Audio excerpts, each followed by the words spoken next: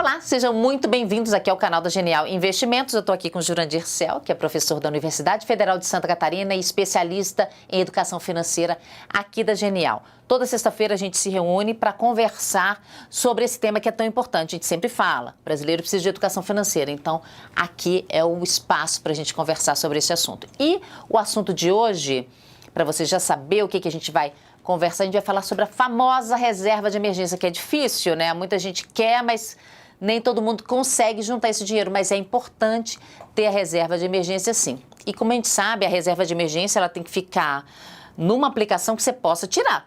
Caso tenha uma emergência, é claro que você possa tirar. E como o juro caiu e não vai subir tão cedo, segundo o Banco Central, o que fazer? Onde aplicar essa reserva de emergência, né?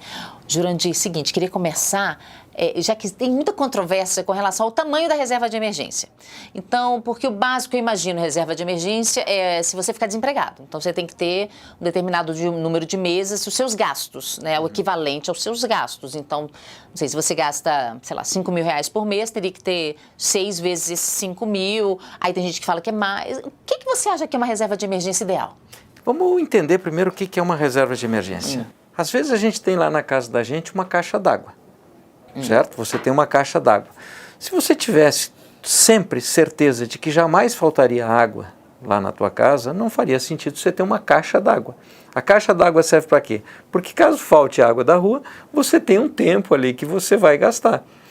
Não faz sentido você, morando sozinha, ter uma caixa d'água de 50 mil litros. As pessoas calculam, olha, se você mora sozinho, aqui 500 ou 1.000 litros já é o suficiente. Talvez um dia falte. Agora, tem um custo você colocar uma caixa d'água lá.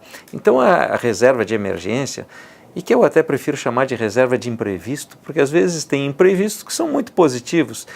Eu acho que 3 vezes aquilo que a gente gasta todos os meses é mais do que suficiente.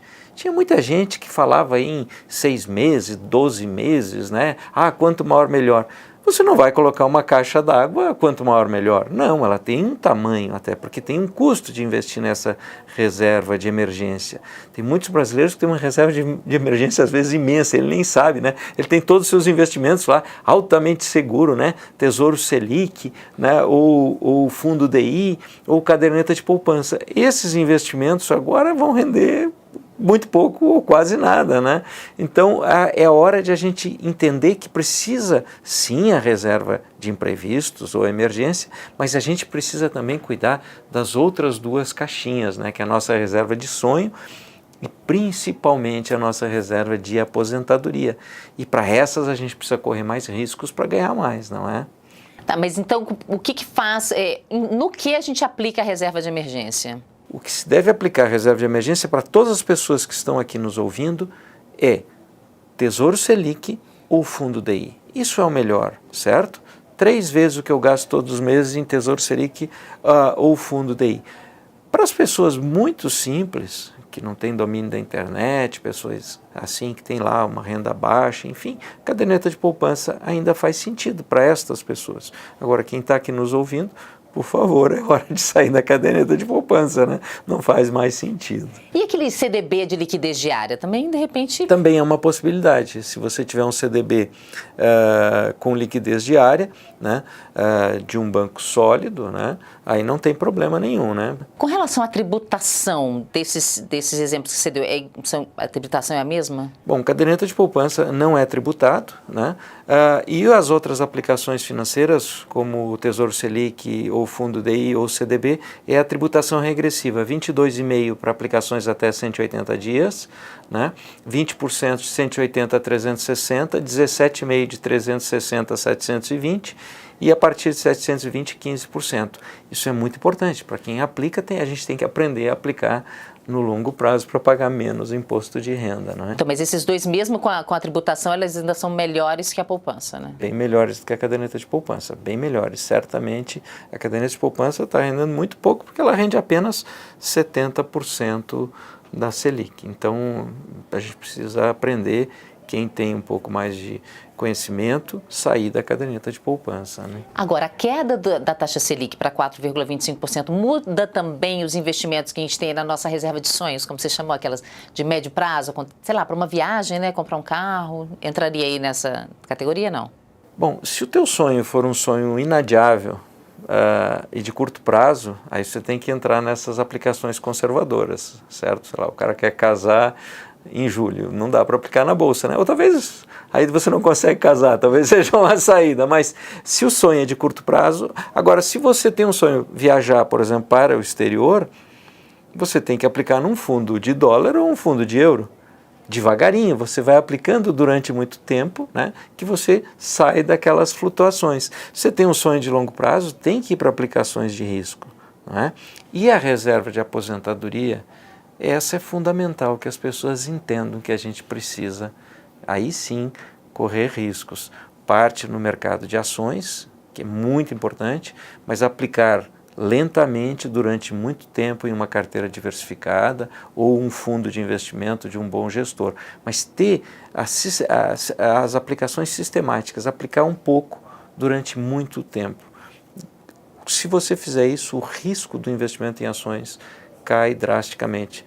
Só para tu ter uma ideia, eu tenho uma simulação lá que pega desde 1968, quando começou o índice Bovespa, até o final de 2019. Qualquer pessoa que tenha aplicado lentamente durante 16 anos e desaplicado durante 8, não teve nenhum período histórico que alguém tenha perdido dinheiro com o mercado de ações. E a menor rentabilidade foi de 8,35. Então, se você tiver uma regularidade de aplicar em ações ao longo de toda a tua vida para desinvestir ao longo da tua aposentadoria, o risco do investimento em ações é muito baixo. Nos Estados Unidos, que você tem dados de muito tempo, não tem ninguém que tenha investido durante 30 anos e desinvestido durante 20 que tenha ganho menos do que os títulos públicos norte-americanos. Então, o brasileiro precisa aprender a investir em títulos públicos de longo prazo, como o Tesouro IPCA, e em Bolsa de Valores. Isso é muito importante. E começa a colocar o dinheiro para a aposentadoria com que idade? A gente disse que o ideal é que as pessoas comecem por volta de 25 anos, né? Até 25 anos é melhor você trabalhar para ficar caro do que ficar rico, né? Agora, quando chega aos 25 anos, a gente precisa começar a guardar, né? E o que é guardar para a aposentadoria? É que ao longo do tempo, o nosso capital humano vai diminuindo, certo? Até um dia que ele chega ao valor mínimo, o dia que a gente para de trabalhar. Então, o que é se preparar para a aposentadoria? A gente guardar em forma financeira parte do nosso capital humano, porque um dia a gente vai ficar mais velho, vai querer parar de trabalhar ou diminuir o nosso ritmo de trabalho, e aí o que a gente tem que fazer? A gente tem que viver com a nossa reserva de aposentadoria. Então o segredo é esse, começar ali em volta de 25 anos, né? Agora, existe um problema que o brasileiro, normalmente, até os 40 anos, isso ainda é muito cedo para começar a poupar, né? E aí, quando chega aos 40, ele vai ver quanto que ele precisa depositar e ele sai, agora é muito tarde, né? E ele não faz nada. Então, é importante, com a longevidade, com a redução do número de filhos, é muito importante a gente se preparar adequadamente para a nossa aposentadoria. Ok, Jurandir, obrigada, viu? Obrigado. A você, muito obrigada. Olha, sexta-feira que vem tem mais. Um beijo e até a próxima.